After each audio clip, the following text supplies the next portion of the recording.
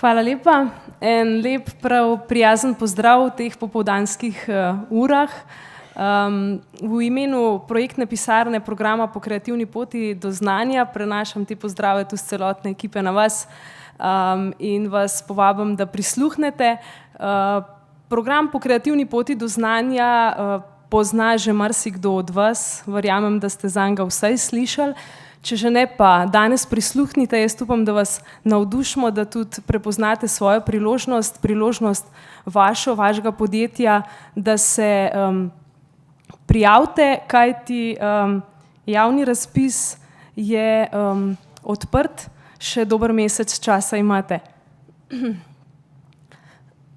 Nekaj informacij glede samega razpisa in pa same vsebine programa PKP. Gre za program, ki povezuje visoko šolstvo z gospodarstvom. To je to, kar smo danes že slišali, predvsem na primeru podjetja iz Danske. Mogoče nekdaj bomo tudi v Sloveniji kakšno tako podobno platformo imeli.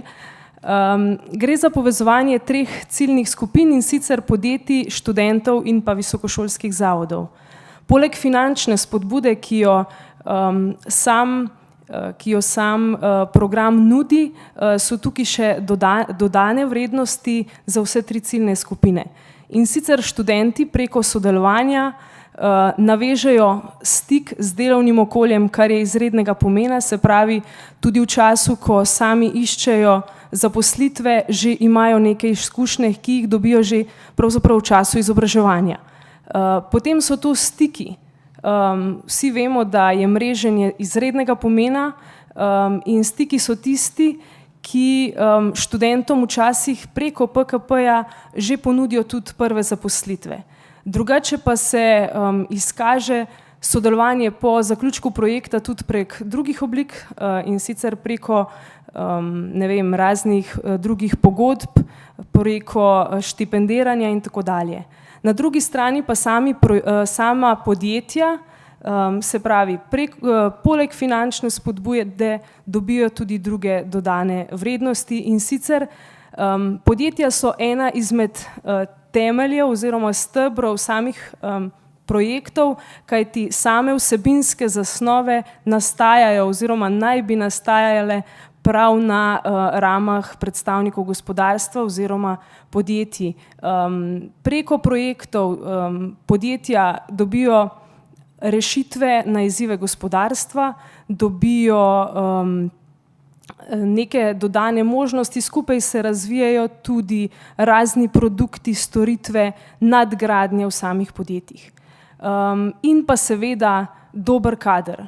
V času teh 3 mesecev oziroma 5 mesecev, ko projektna ekipa skupaj ustvarja, se prav gotovo pokažejo tisti najboljši študentje, ki dobijo v podjetju potem tudi priložnost za zaposlitev.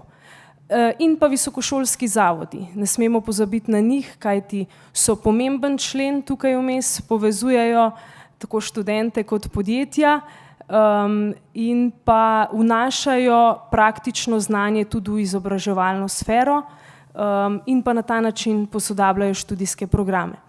Zdaj glede samega javnega razpisa. Rekli smo, da je javni razpis odprt do 23.11., se pravi do naslednjega meseca. To gre za drugo odpiranje.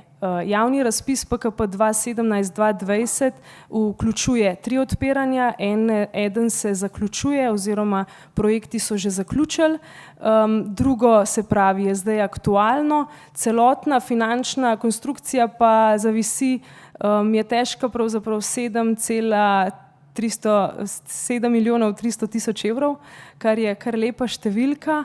Za to študijsko obdobje, se pravi za drugo odpiranje, pa je na razpolago dobra 2 milijona 300 tisoč evrov. Vir financiranja je Evropski socialni sklad v 80% in pa Ministrstvo za izobraževanje, znanost in šport v 20%. Zdaj, da ne bom o nekih takih številkah govorila, gremo na primer, in sicer pretekli razpis PKP 2016-2017 S tem razpisom smo podelili 3.800.000 evrov, in sicer se je v okviru tega zneska odvilo 212 projektov. Znotraj teh projektov pa je bilo vključenih kar 1600 študentov, preko 220 pedagoških mentorjev oziroma profesorjev in pa okrog 330 podjetij oziroma predstavnikov gospodarstva. Kaj sam program prinaša vam lahko? Seveda, sodelovanje in izkušnja v timu z najboljšimi študenti in profesorji, kreativne rešitve za izzive gospodarstva, lahko so te kreativne rešitve odgovori prav na vaše probleme.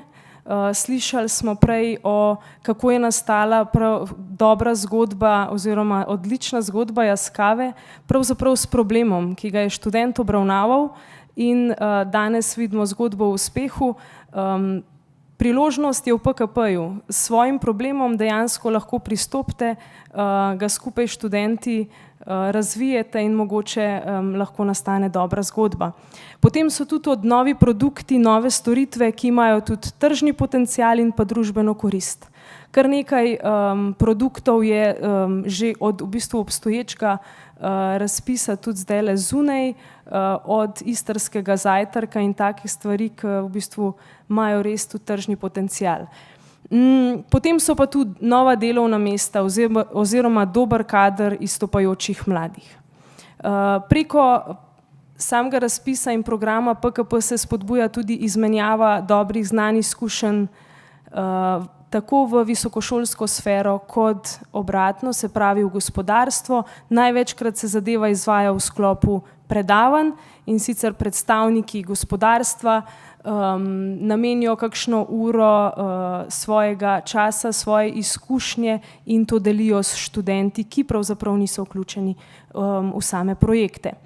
Glede pogojev za prijavo na razpis, se pravi, posamezni projekti trajajo od 3 do 5 mesecev, projektna skupina pa morajo sestavljati od 4 do 8 študentov in pa vsaj eden pedagoški mentor. Zaželena je interdisciplinarnost, se pravi različnost tako programov na ravni študentov kot tudi na ravni pedagoških mentorjev oziroma profesorjev. Obvezno sodelovanje na razpisih PKP pa je sodelovanje podjetja, sodelovanje predstavnika gospodarstva. Prav tako je glavni namen to, da pač sami projekti nastanejo na nekem problemu partnerja. Vsi poleg teh že naštetih dodanih vrednosti dobijo tudi za svoje delo finančno spodbudo, in sicer na podlagi standardnega stroška na enoto oziroma bolj po domače na podlagi urne postavke, tako študenti, delovni mentori kot tudi pedagoški mentori oziroma koordinatorji. Prijavitelji na razpis PKP pa so visokošolski zavodi oziroma univerze, kar pomeni, kolikor ste vi tukaj predstavniki gospodarstva in ste pač prepoznali neko priložnost, imate problem in ga bi želeli skupaj razvijati z mlado študentsko ekipo in pa pedagoškimi mentorji oziroma strokovnjaki, potem vam predlagam in svetujem, da se nekako povežete z visokošolskim zavodom ali pa pristopite do nas, pa vas mi nekako povežemo z njimi, kajti prijavitelji so oni. Rok za oddajo pa je, kot rečeno, 23.11.2018. Zdaj, glede samih dobrih praks, tukaj imate naštete nekaj primerov iz vsebin, ki obravnavajo nekako digitalizacijo. Naredili smo en presek projektov in naslovov. Lahko rečemo, da se digitalne vsebine poznajo in pa ta trend pozna tudi na vsebinskih zasnovah naših projektov PKP. Okrog 40% vsebin se nanaša prav na nekako digitalne vsebine, digitalizacijo, optimizacijo procesov in pa tako dalje. Zadeva poteka tako, se pravi, Fakulteta za strojništvo je skupaj recimo s podjetjem Plastika Skaza razvila sistem strojnega vida za optimizacijo proizvodnega procesa. Zelo zanimiv in tudi zelo dober projekt je bil s podjetjem Fjavž in pa občino Zreče. Drugi partner oziroma partnerji v podjetju so lahko, partnerji v projektih so lahko tudi občine in pa društva, nevladne organizacije, vendar ob sodelovanju predstavnika podjetja oziroma ob sodelovanju partnerja iz gospodarstva tudi.